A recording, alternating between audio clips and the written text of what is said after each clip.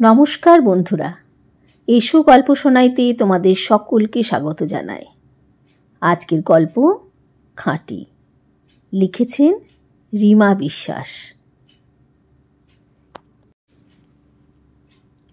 ঠান্ডা মেঝে খালি পায়ে হয়তো 20 মিনিট হবে। স্রোতস্বিনী দাঁড়িয়ে, লোকজন বিশেষ নেই।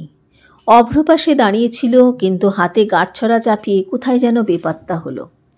এ বাড়িতে বিয়ের আগে 2-1 বার এসেছে স্রোতস্বিনী, তখন এতটা বাজে লাগেনি। এত কম আলো কি ছিল তখন? স্রোতস্বিনী কানের দুলটা খুলতে পারলে বাঁচে, তেমন শাড়ির বোঝা খুব ভারী। কেন যে শখ করে ব্রোকেট বেনারসি কিনতে গিয়েছিল। বড় দমবন্ধ লাগছে। মাথার ক্লিপ কাটা বড় বিচ্ছে, কোমর টনটন। অভ্র বেরিয়ে এলো সামনের ঘর থেকে, মুখটা হাসি হাসি। ওর পেছনে এলো অভ্রর মা আর মাসি।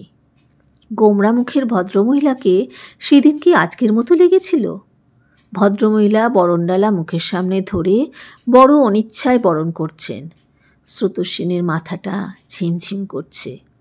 বাবা বলেছিল, ও পরিবেশে তুই নিজেকে মানিয়ে নিতে পারবি তো খুকু? স্রোতস্বিনী বলেছিল, অভ্র খুব ভালো, আর কি চাই বাবা, বাকি আমরা ম্যানেজ করে নিতে পারবো। ম্যানেজ বলতে তখন স্রোতস্বিনী কী বোঝাতে চেয়েছিল? ও সব কিছু ওর মতো করে নেবে?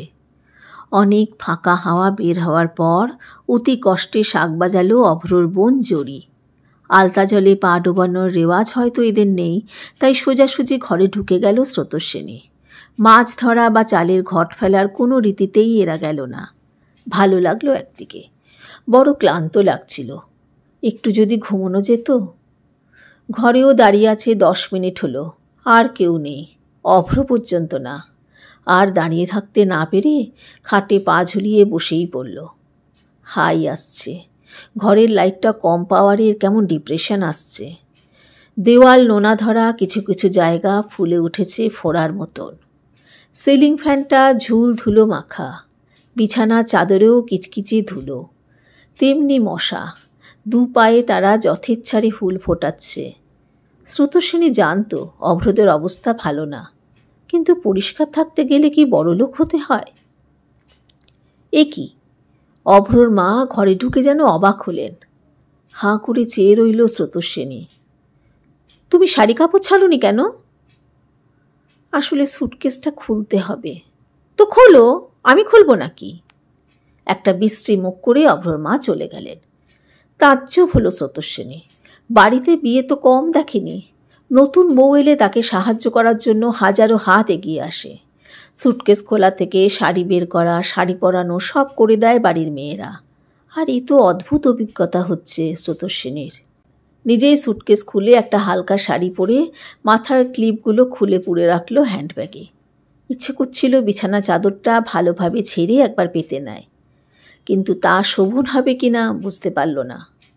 দরজায় ঠুনঠুন শব্দ। দরজা খুলতে অভ্র ঘরে ঢুকল।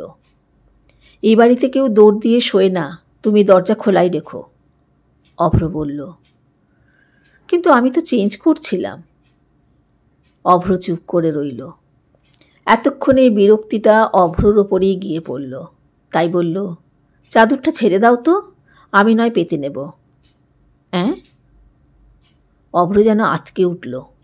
তারপর স্রোতস্বিনীর দিকে তাকাতে মাথা নামিয়ে নিল।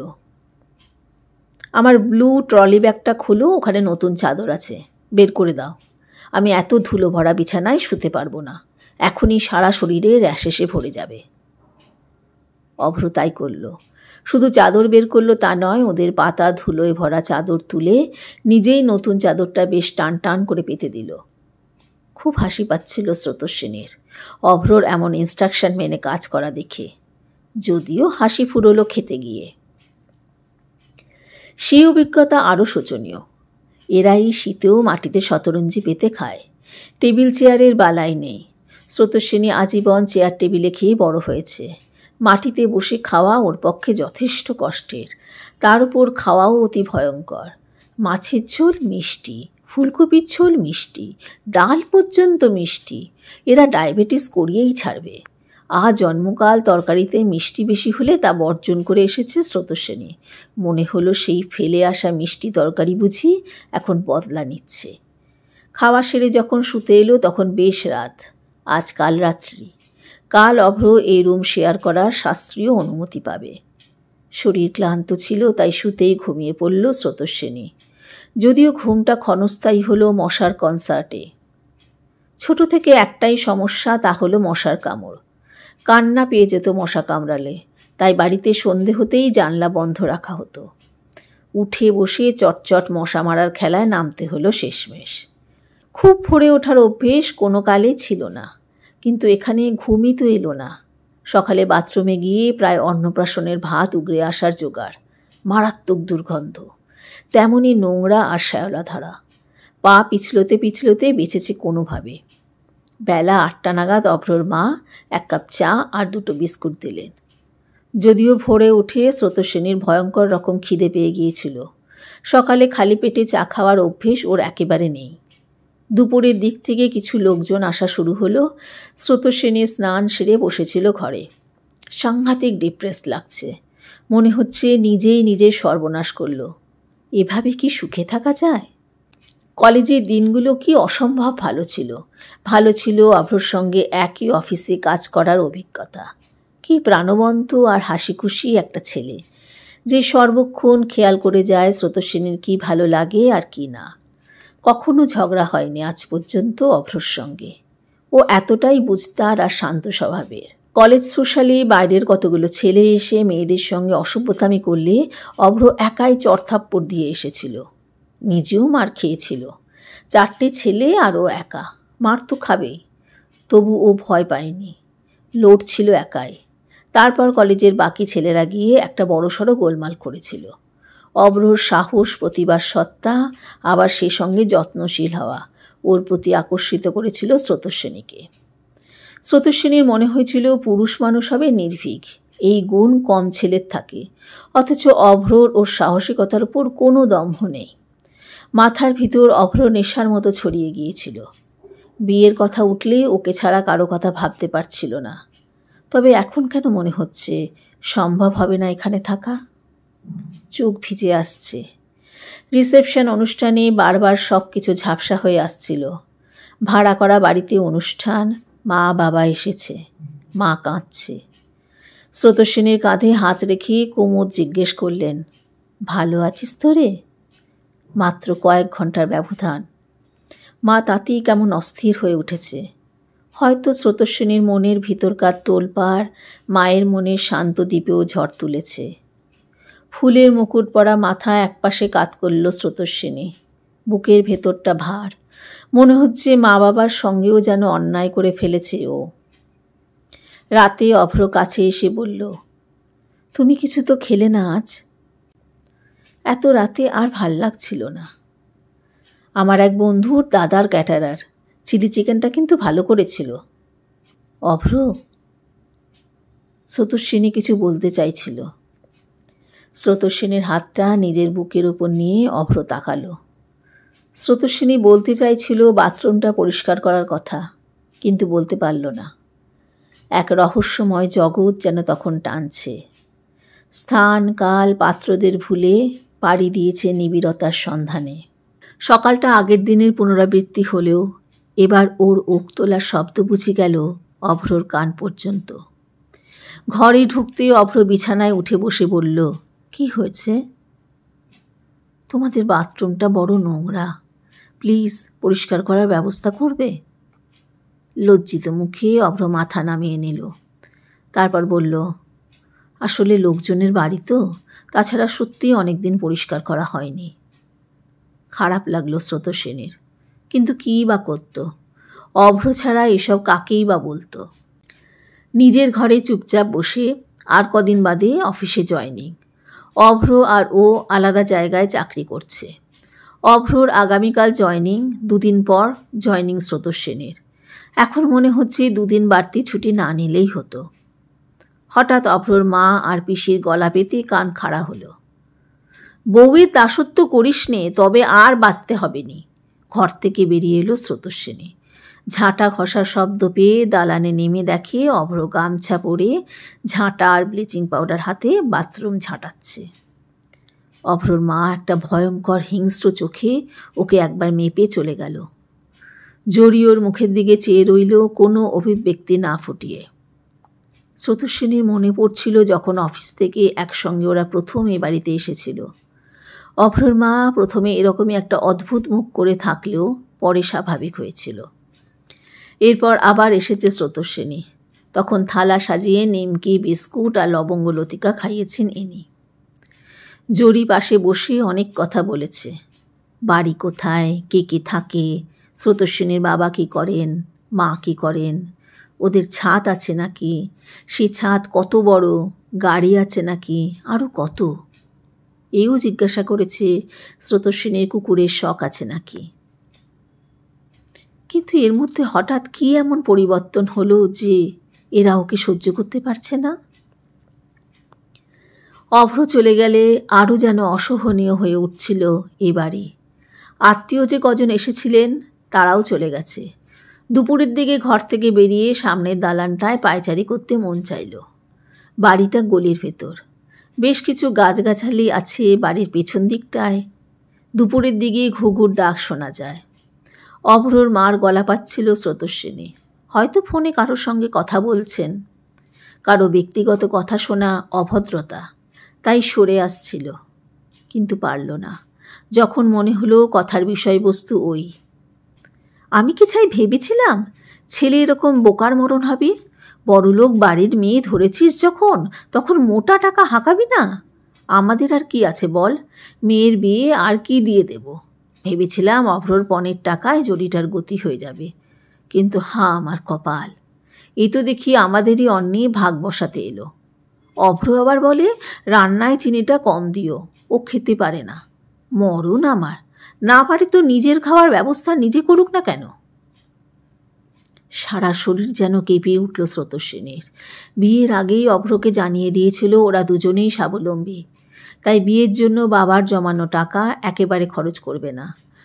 শুধু নিয়ম মানতে গয়নাগাটি, শাড়ি কাপড় আর লোকজন খাওয়ানো হয়েছে। তবে এটাই মহিলার অসন্তোষের কারণ? বাড়িতে অভ্র ফিরলে স্রোতস্বিনী বলল, অভ্র, আমি আর তুমি যা রোজগার করি তার থেকে সেভিংস করে আমরা জরির বিয়ে দিতে পারি না? ও ফিক করে হেসে বলল, হঠাৎ এ কথা কেন?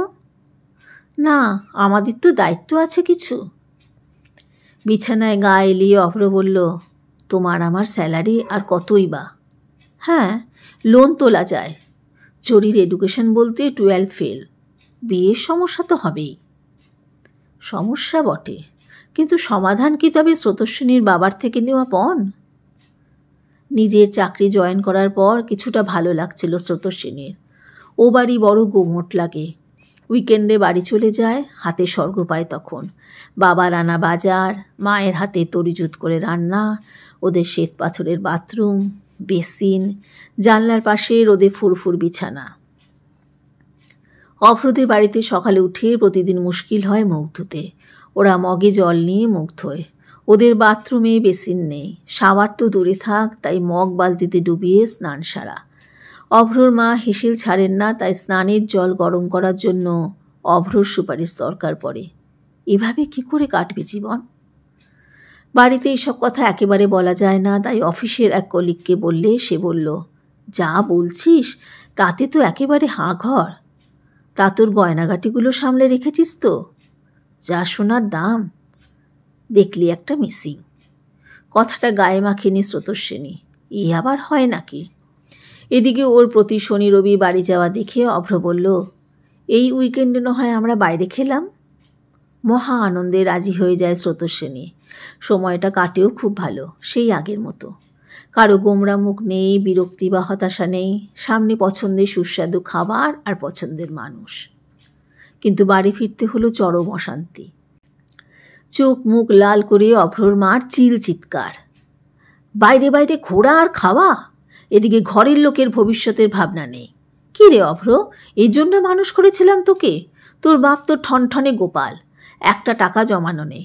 মা বোন কি এবার ভিক্ষা করবে, না বোনকে পথে নামাবি বড় লোক বউয়ের তোয়াজ করে? চুপ করো মা, চুপ করো। অভ্র প্রতিবাদী হলে উনি একখান বড় হাঁ করে হাউ হাউ কাঁদতে থাকেন। হে কি সব বনে সে বউ এলো ঘরে। অভ্র ঘরে ঢুকে মাথা ধরে বসে পড়েছে। স্রোতস্বিনীর হঠাৎ করে অফিস কলিগের কথাটা খচ করে উঠল। আলমারি ও তালা দেয় না, কারণ বাড়িতেও দিত না। দামি জিনিস থাকতো ব্যাংকের লকারে। এই বাড়িতে আবার ঘরে দৌড় দিলেও লোকের আপত্তি। তাই আলগা হাতে আলমারি খুলে লকার হাতড়ে দেখে গয়নার বাক্স ঠিকঠাক আছে। নিশ্চিন্ত হয়ে আলমারি বন্ধ করতে গেলে কি মনে করে গয়নার বাক্সটা টেনে এনে খুলে দেখল, আর তখনই প্রাণ পাখি উড়ে গেল। একটা দুল বা আংটি নয়, বিয়ের পুরো গয়নার সেট সহ যাবতীয় গয়না সব গায়েব। আতকে উঠে স্রোতস্বিনী বলল, অভ্র, আমার একটাও গয়না এতে নেই। অভ্র উঠে এসে ফাঁকা বাক্স দেখে বলল, নেই মানে? তুমি কোথায় রেখেছিলে? মনে করে দেখো আগে। এখানেই রেখেছিলাম অভ্র, এইখানেই। গলায় জোর দিয়ে স্রোতস্বিনী বলল। কিন্তু কোথায় গয়না? স্রোতস্বিনী কান্নাকাটি শুরু করলো। অভ্র ব্যস্ত হয়ে খোঁজাখুঁজি করল, কিন্তু ওই দিন বাড়ির কাউকে কিছু জিজ্ঞেস করল না। জিজ্ঞেস করলো পরের দিন। শুনে অভ্রর মা একেবারে স্বাভাবিক মুখ রেখে বললেন, তা সে তাকেই জিজ্ঞেস কর সে গয়না কোথায় রেখেছে। সপ্তাহে সপ্তাহে বাপের ওখানে যাচ্ছে, তার সেখানে ভুলে ফেলে এসেছে কিনা দেখো। আমার বাড়িতে নান্টুর মা ছাড়া আর বাইরের লোক তো কেউ আসে না। আর নান্টুর মা তো আর আজকে কাজ করছে না, সে তোমার ঠাকুরমা দাদুর সময়ের লোক। অভ্র এ নিয়ে আর কথা বলল না। স্রোতস্বিনী চোখের সামনে দেখল ওরই গয়না ওর চোখের সামনে থেকে গায়েব হয়ে গেল, অথচ এর কোনো বিহিত হলো না। শরীর ভেঙে আসছিল স্রোতস্বিনীর। বাড়িতে যেতেও লজ্জা করত, নিজেকেই চোর মনে হতো। যদি বাড়ির লোক কোনোভাবে জেনে যায় ও গয়না স্রোতস্বিনী সামলে রাখতে পারেনি, তবে কি হবে? বাবা মার কত কষ্টের, কত যত্ন করে জমানো টাকার গয়না। চোখ ফেটে জল আসে স্রোতস্বিনীর। এই বাড়ির খাওয়া ওর মুখে ওঠে না। যদিও গয়না খোয়া যাওয়ার পর থেকে অভ্রর মার ব্যবহার কিছুটা বদলেছে, কিন্তু রুক্ষ হয়েছে স্রোতস্বিনী। ও বুঝতে পেরেছে ও গয়না কে নিয়েছে। হাঁপিয়ে উঠে অভ্রকে বলল নিজের অসুবিধার কথা। বলল, আমি এখানে একেবারেই অ্যাডজাস্ট করতে পারছি না, আমরা আলাদা থাকলে পারি না? অভ্র এখন একটা অ্যাড এজেন্সিতে কাজ করে, মাইনে স্রোতস্বিনী চাইতে কম। বলল, আলাদা থেকে দুটো সংসার চালানোর ক্ষমতা আমার নেই। আমি তো আমার ফ্যামিলি ছেড়ে দিতে পারি না। আমি তো বাবা মার সঙ্গে নেই, তা বলে কি ওদের ছেড়ে দিয়েছি? আলাদা থেকেও ডিউটি করা যায়, কিন্তু চালাবো কি করে? আমি চালাবো, আমি তো রোজগার করি। অভ্র হাসল, কথাটার গুরুত্ব কমিয়ে দেওয়ার হাসি। দীর্ঘশ্বাস ফেলে স্রোতস্বিনী। আর এই দীর্ঘশ্বাস গভীরভাবে পড়ে যখন জরির বিয়ে ঠিক হয়, আর আশীর্বাদের দিন জরির গলায় লাল পাথরের লকেটের সঙ্গে সোনার হারটা দেখে, যেটা সোনামাসি দিয়েছিল। অভ্রকে ঘরে ডেকে সে কথা বললে ও বলল, অনুষ্ঠান বাড়িতে তুমি কি শুরু করলে? আজ জরির জীবনের একটা গুরুত্বপূর্ণ দিন, সেখানে গয়না নিয়ে এসব কি? কথাটায় আর চুপ থাকতে পারে না স্রোতস্বিনী। রাগে প্রায় ফেটে পড়ে বলে, আমার বাবার টাকার গয়না যা আমার সামনে থেকে সরিয়ে তোমার বোনকে দিয়েছ, তা আমি দেখেও চুপ থাকবো? তাও চুপ থাকতাম যদি আমার থেকে তোমরা চেয়ে নিতে, কিন্তু এভাবে চুরি, ছি!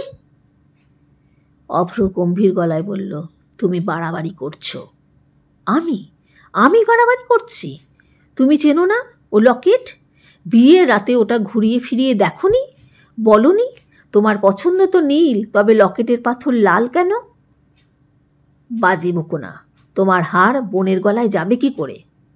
তবে ও হার পেলে কোথায়? সে বাবা মা জানে। না অভ্র, এই তুমিও জানো। তোমার বাবা মা খারাপ এ কথা মেনে নিয়েই চলছিলাম, কিন্তু তুমিও সেই গোত্রের। এ কথা জেনে তোমার সঙ্গে সংসার করি কি করে? তোমার অ্যাডজাস্ট করার ক্ষমতা নেই এবং চাইছিলে আমাকে নিয়ে সেপারেট থাকতে। তা যখন হলো না তখন উল্টোপাল্টা ইস্যু করছো। তোমার যা ইচ্ছে করো, আমি কিচ্ছু বলবো না। অভ্র ঘর থেকে বেরিয়ে গেল। কোনো অনুতাপ, দুঃখ বা বাড়ির লোকের অপকর্মের জন্য ক্ষোভ নেই। উল্টে স্রোতস্বিনী যে স্বৈরাচারী তা বুঝিয়ে চলে গেল অভ্র। স্রোতস্বিনী আর পারছিল না। সুটকেস পেরে যখন শাড়ি কাপড় গোছাচ্ছে, তখন প্রথম দিনের সেই সুটকেস খোলার কথাটা মনে পড়ছিল। সুটকেসে হাতে বাড়ি থেকে বেরোবার মুখে অভ্রর বাবা শুধু দেখলেন, কিন্তু কিছুই জিজ্ঞেস করলেন না। অটো ধরে বাড়ি ফিরে এলো স্রোতস্বিনী। আর কতদিন চুপ থাকে? বুকের সব গুমোট উগড়ে দিয়ে শান্ত হতে মন চাইছিল। মাকে জড়িয়ে ধরে কাঁদল হাপুস নয়নে, বলল সব। মেয়েকে জড়িয়ে ধরে কুমুদ বললেন, এতদিন ধরে সব সহ্য করেছিস? তাও ভালো কোনো ইস্যু হয়নি, নইলে ওই ছোট লোকটার সঙ্গে থাকতে বাধ্য হতিস। তখনও ভাবিনি স্রোতস্বিনী যে এ বিয়ের আয়ু এইটুকুই। ভেবেছিল অভ্র আসবে, ওকে বুঝিয়ে মানিয়ে নিয়ে যাবে, হয়তো একটা আলাদা ছোট্ট সংসার হবে ওদের। সোনার গয়না নাই বা পেল, কিন্তু অভ্র তো বুঝুক ওর অসুবিধা কতটা খাঁটি। কিন্তু অভ্র এলো না। প্রায় 7 মাস পর অফিস যাওয়ার পথে দেখা হলো অভ্রর সঙ্গে রাস্তায়। বাস স্ট্যান্ডে দুজন দাঁড়িয়ে রইল চুপচাপ। তারপর অভ্র বলল, তুমি চাইলে সেপারেশনে যেতে পারো। শুধু শুধু এভাবে সম্পর্ক ঝুলে থাকার কি মানে? কথাটায় দপ করে জ্বলে উঠল স্রোতস্বিনী। বলল, আর তুমি কি চাও? অভ্র মুখ রাস্তার দিকে রেখে বলল, শান্তি। তা সে শান্তির বাধা স্রোতস্বিনী কেনই বা হতে যাবে? তাই ছেদ ফেলল সম্পর্কে। পাকাপাকিভাবে বিচ্ছিন্ন হলো একটা সময় সোল কানেকশনের কথা ভাবা দুই প্রাণ। আর এই সম্পর্ক বিচ্ছেদের 3 বছর পর স্রোতস্বিনীও থিতু হলো। বিয়ে করল ব্যাংকের ম্যানেজারকে।